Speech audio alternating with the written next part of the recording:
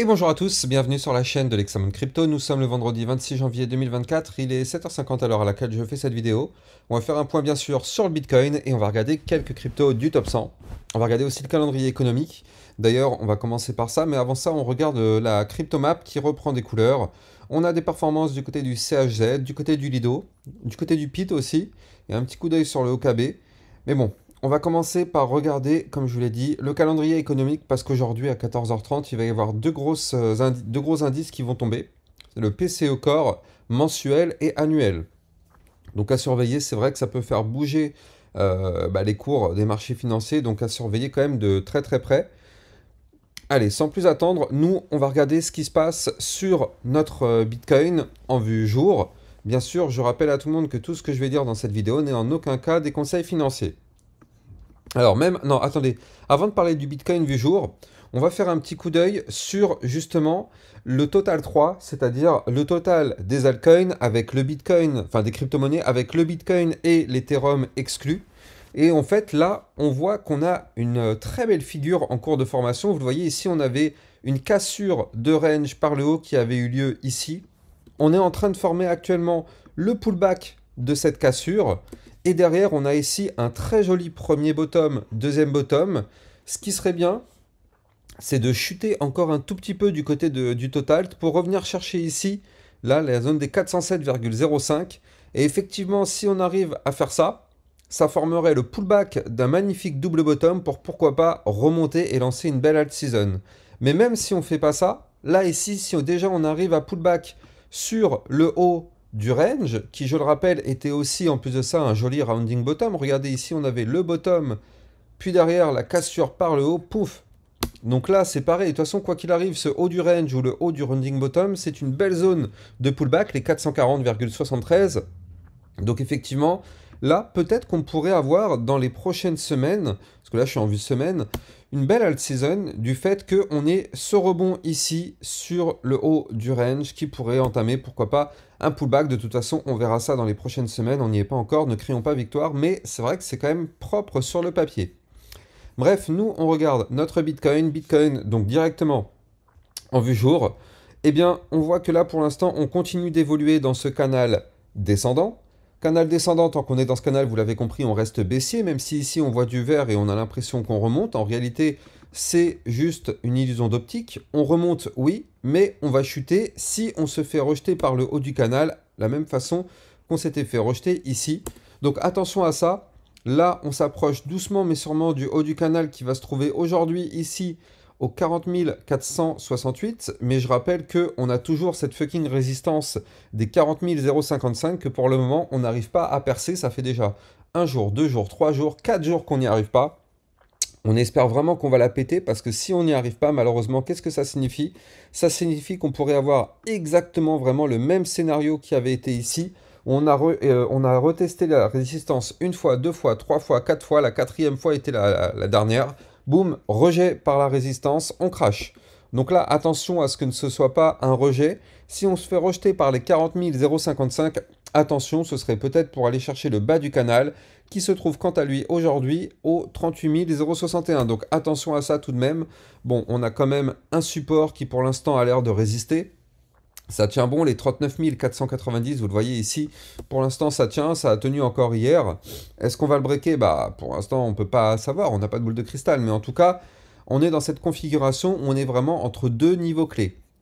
Et ça se voit directement sur la vue 4 heures, ici, où on voit qu'on a un Bitcoin qui évolue dans une sorte de range, avec une config quand même, on va pas se mentir, un petit peu ascendante tout de même, du fait que vous le voyez ici, on a formé des points hauts de plus en plus hauts, des points bas de plus en plus hauts. Donc pour l'instant, nous sommes en vue 4 heures dans une petite tendance haussière. Tant qu'on est au-dessus de ma ligne bleue que vous voyez ici, nous restons dans une tendance haussière. C'est bien. Oui, mais attention. Là, ici, on va arriver dans une zone de prise de décision. C'est-à-dire que là, vous le voyez, on est juste en dessous le haut du range, mais aussi on est pas loin de la ligne de tendance haussière. Qu'est-ce que ça signifie concrètement? Ça signifie que là, dans les prochaines, alors je vais vous dire ça, dans les prochaines 7 x 4 heures, donc effectivement, dans les prochaines 7 x 4, ça fait combien ça? Ça fait 28. Et bien là, on aura un mouvement. on aura un mouvement. Alors, on espère que ce sera un mouvement haussier avec la cassure du range par le haut pour pourquoi pas aller chercher les 40 831, voire même les 41 687 ou des points encore plus hauts. C'est ce qu'on espère avec la cassure par le haut, surtout qu'on a des bandes de Bollinger qui commencent à se resserrer. Donc effectivement, ça, c'est ce qu'on aimerait voir. Maintenant, attention, entre ce qu'on aimerait voir et ce qu'on pourrait faire, il y a deux choses différentes. Parce que là, si jamais on n'arrive pas à breaker les 40 055, eh bien, qu'est-ce qui se passe? On peut revenir chercher cette ligne de tendance haussière, et vous l'avez compris, si on break cette ligne de tendance haussière, eh bien, la target, ce sera d'aller chercher ici les 39 490, voire même le bas du range qui se trouve quant à lui ici aux 38 800 $. Donc attention, vous l'avez compris, attention à ne surtout pas breaker cette ligne par le bas. On aura la réponse de toute façon dans les prochaines 28 heures, donc d'ici demain quoi en fait. Mais bon, affaire à suivre. Affaire à suivre, là pour l'instant, on n'est pas loin du haut du range, donc on a toujours un espoir de tenter sa cassure par le haut. Donc on verra bien, hein. Franchement, ouais, je peux pas. De toute façon, on n'a pas de boule de cristal, on ne peut pas savoir. On ne peut pas savoir. On connaît les niveaux au millimètre près à breaker, oui, ça, il n'y a pas de souci. D'ailleurs, je vais vous donner le haut du range. Le haut du range, il est ici aux 40 266 $. Donc là, on connaît vraiment les deux niveaux clés à surveiller. Celui-ci, celui-ci. On espère que c'est le range qui va être breaké par le haut pour entamer, pourquoi pas, une belle petite phase haussière pour une remontada. En tout cas, là, vous le voyez qu'on est en train de consolider depuis maintenant 2-3 jours, juste en dessous de la résistance du haut du range. Donc peut-être que c'est plutôt bon signe, mais encore une fois, attention à ne pas nous y méprendre. Regardez, la dernière fois qu'on avait formé un range, on avait consolidé ici sur le haut du range pour au final se faire rejeter par le haut du range et cracher. Donc là, attention à ne pas former exactement le même type de scénario où on consolide en haut du range. Malheureusement, le haut du range étant une résistance, on se fait rejeter, boum, on crache. On est certes pas loin de tenter la cassure, mais n'oublions pas que c'est une résistance et on ne sait pas si ça va être breaké ou pas. Bref, allez, maintenant qu'on connaît les niveaux clés sur le Bitcoin, on va pouvoir s'intéresser à nos altcoins. Donc on commence avec quoi? On commence avec l'Ethereum. L'Ethereum qui pour l'instant continue d'évoluer dans son range, vous le voyez ici. Donc là, pour l'instant, tant qu'on est compris entre les deux niveaux clés que je vous ai donnés, il n'y a strictement rien à faire. 2247 pour le haut du range, zone de résistance, et bas de range ici à 2184. Donc tant qu'on est compris dans ces deux niveaux-là, nous restons dans une phase latérale. Par contre, la cassure d'un niveau, enfin d'un de ces deux niveaux entraînera la suite du mouvement. Donc vous l'avez compris, si on casse la résistance par le haut, ce serait pour entamer effectivement une remontada pour revenir chercher les 2307 puis les 2340. On jette un coup d'œil sur le Solana. Le Solana, c'est propre, hein. C'est peut-être propre. Regardez, il nous forme en vue 4 heures une figure chartiste ici, vous le voyez, en tasse avec une anse. Alors attention, cette figure chartiste n'est pour le moment pas validée. Il faudra qu'on break ici la ligne de coup qui se trouve quant à elle à 89,351. Donc vous l'avez compris, on n'y est pas encore. Mais si effectivement on arrive à valider cette figure chartiste, ça pourrait nous former, pourquoi pas, une phase haussière peut-être d'environ 11%, qui pourrait entraîner un pump pour aller chercher une target théorique qui se trouve quant à elle au 98,612. Attention, il y a des grosses résistances. Ici, vous le voyez, il y a le ruban de moyenne mobile au 91,64. Puis ici, grosse résistance au 95,7. Donc, c'est pas gagné. Mais en tout cas, c'est vrai que le Solana peut être une crypto à surveiller dans les prochaines heures. Tant que le Bitcoin ne chute pas, ça permet aux altcoins de pouvoir faire quelque chose. À la seconde où le Bitcoin crash, tout crash avec lui.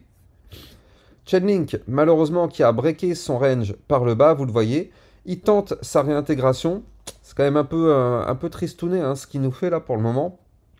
Bref, quoi qu'il arrive, il faut impérativement qu'on repasse au-dessus des 13,84. Si on fait ça, ce serait pour avoir l'espoir d'aller chercher par la suite le haut du range qui se trouve au 14,339, voire même les 14,54. Maintenant, attention, si on n'arrive pas à repasser et qu'on break ici le dernier plus bas, ouais, aïe, 13,593. Attention, hein, ça pourrait être assez dangereux quand même, hein. C'est vrai que c'est pas le scénario idéal si on arriverait à faire ce type de pattern. Donc bon, affaire à suivre, comme je dis souvent. On a l'Atom Cosmos qui lui, c'est pareil. Il consolide, on n'arrive pas loin du haut du range. Donc le haut du range, il est ici à 9,371 en vue 4 heures. Donc si on arrive à breaker ce range par le haut, ce serait plutôt pas mal, parce que je le rappelle que la cassure d'un range par le haut avec des bandes de Bollinger resserrées pourra entraîner effectivement un mouvement haussier. Et là, vous le voyez, on a des bandes de Bollinger resserrées. En plus de ça, on est sur une petite tendance haussière tant qu'on est au-dessus de ma ligne. Donc là, c'est un peu comme le Bitcoin, hein. Il va y avoir de toute façon une prise de décision bientôt. Vous le voyez dans ce triangle-là. Soit on break le range par le haut, dans ce cas-là, on pourrait décoller pour aller chercher les 9,606, puis ici les 10,06. Soit malheureusement, on se fait rejeter par le haut du range. Et là, vous l'avez compris, ce serait pour chuter malheureusement, aller chercher les 9,068, voire même le bas de range qui se trouve quant à lui ici en vue 4 heures à 8,836. Alors, Polygon Matic qui lui aussi c'est pareil, il a à peu près la même configuration.